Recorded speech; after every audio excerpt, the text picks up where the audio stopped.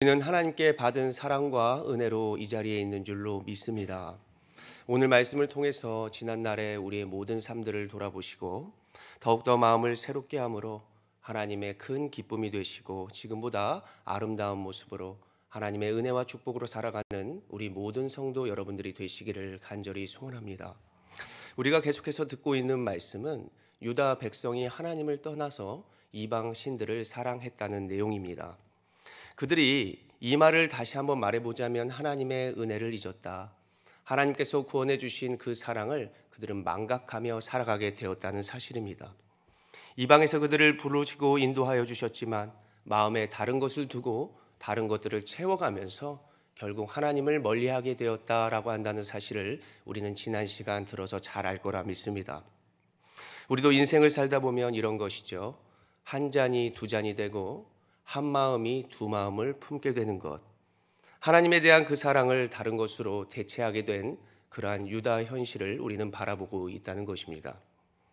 부모님밖에 몰랐던 내가 친구를 알게 되고 부모님의 가졌던 우리에 대한 마음이 바로 친구들에게 향하는 그러한 모습과도 같을 것입니다.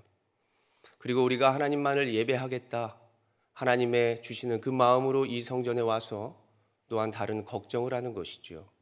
우리가 하나님만을 높이겠다는 그 마음이 나를 높이게 되고 세상을 생각하며 동시에 예배를 드리게 되더라. 그러다가 하나님을 예배하기는커녕 나를 예배하고 세상을 예배하는 그러한 모습으로 나아가는 것과도 같다라고 이야기를 해볼 수 있겠습니다. 그래서 지난 시간 무엇이라고 말했습니까? 하나님께서 너희가 나에 대한 대항함은 어찌 됨이냐? 이제는 하나님을 잊은 것도 모자라 하나님을 대적하게 되고 대항하게 되었다는 사실입니다.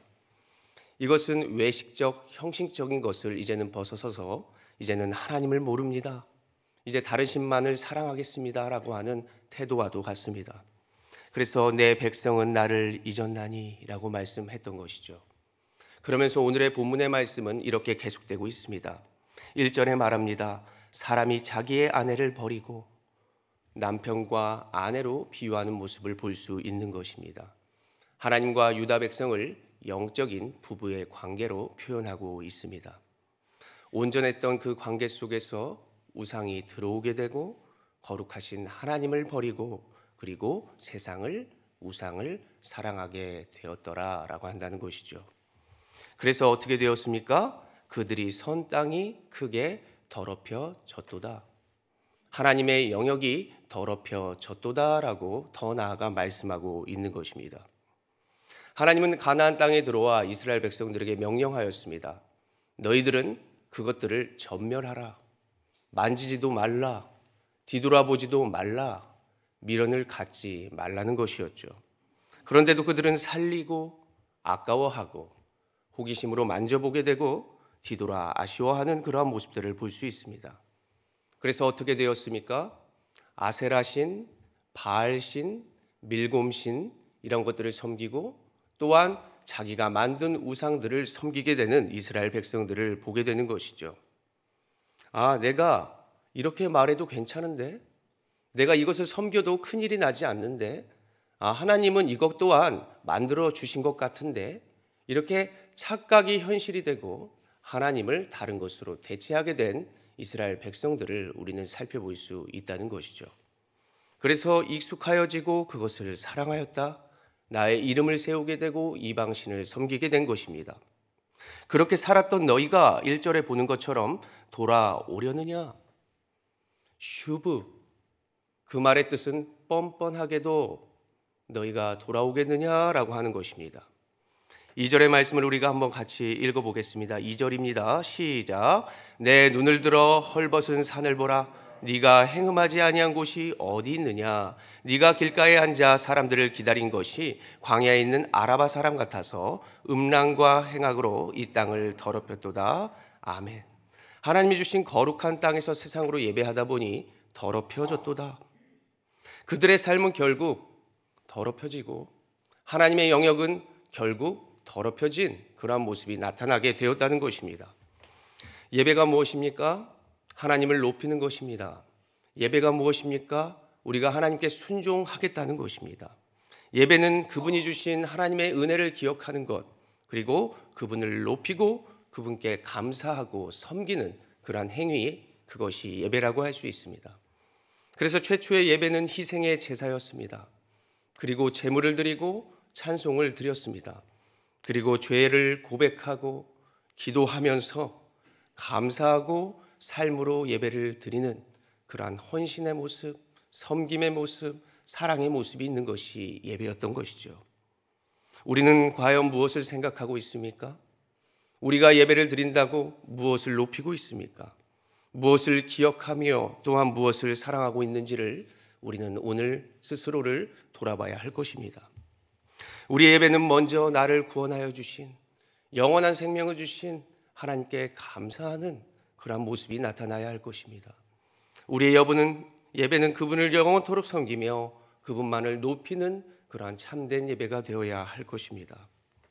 2절에 말씀합니다. 계속해서 유다의 백성들은 광야에 있는 아라바 사람 같아서, 팔레스타인 동쪽의 아랍 사람들 같아서, 아라바의 뜻의 어원을 보았더니 그것은 바로 메마르다, 어두워지다 라고 한다는 뜻입니다.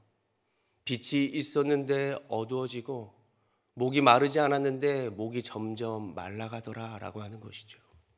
어둠이 계속되는 것이고 하나님을 떠나면 은혜가 사라지게 된다는 것입니다. 3절에 그러므로 단비가 그쳤고 늦은 비가 없어졌느니라. 가나안 땅의 때에 또 따라 돕는 그런 은혜의 역사가 없어지게 된 것입니다. 그러한 땅에는 황폐한 땅이 되고 열매가 없게 되며 수치를 알지 못하느니라 라고 하는 것이죠. 내가 하나님 앞에 나와도 잘못을 알지 못하느니라. 4절을 보십시오. 5절을 보십시오. 부르짖기를 아버지여, 아버지는 청년 시절 보호자시오니 노여움을 나에게 한없이 품으시겠습니까? 설마 하나님이 나에 대한 노여움을 계속 갖고 계실까요? 하나님이 자신을 아직도 품어주실고 또 자비와 긍휼로 맞이하여 주실 것이다. 내가 잘못을 해도 또 용서해 줄 것이다. 이러한 생각들로 그의 머릿속에 자리 잡았고 그들은 계속해서 하나님을 이용하고 있다는 것을 볼 수 있습니다. 6절에 요시야 왕 때 종교 개혁을 하고 그들은 하나님께 돌아간다고 하였지만 돌아오지 않았다는 것이죠. 그들이 겉으로는 입술로는 주를 공경한지는 모르겠지만 삶은 돌아오지 않았다, 가식적이었다, 이용하였다라고 하는 것을 알 수 있습니다. 우리는 변해가는 세상 가운데 어떠한 삶과 모습으로 또 예배로 나아가고 계십니까? 이제 우리는 입술만이 아니라 진정한 실천함으로, 머리로만 아니라 진정한 마음과 행함으로 나아가야 할 차례라고 생각합니다. 우리가 함께 오늘의 말씀을 통하여 해야 할 것이 무엇이겠습니까? 먼저는 하나님께로 나아가자. 하나님께로 나아가는 것입니다. 오늘의 말씀을 가볍게 여기지 말고 진정으로 나의 삶을 하나님께 맡기며 나아가시기를 간절히 소원합니다. 12절에 보십시오. 돌아오라. 14절에도 돌아오라. 슈브. 이 뜻은 진정으로 보시면 깨뜨리다. 더 나아가자. 헌신하자. 그러다가 불러 일으키게 되는 것이죠. 우리의 모습이 남들에게도 동기가 되는 것입니다. 내가 앞으로 하나님께 나아가는 것은 그분을 섬기기 위함이요, 그 모습을 통해 하나님이 기뻐하시고 나를 통하여 하나님의 능력과 부흥과 역사를 나타나게 될 줄로 믿으시기를 바랍니다. 두 번째로 나의 삶을 정리해 보는 것입니다. 하나님께 나아갔다면 내 삶 중에 무엇을 정리해야 할지를 잘 알 것입니다. 바로 내가 그것들을 오늘 잘 생각해 보면서 과감하게 버리고 떠나 보내는 것입니다. 지금 그것이 나를 진정으로 위로하는 것 같고 분명히 살게 하는 것 같지만 잘 생각해 보면 더 갈증만을 유발할 뿐이요, 그리고 그곳에는 열매가 없는 것입니다. 하나님을 가장한 우상이라고 생각합니다.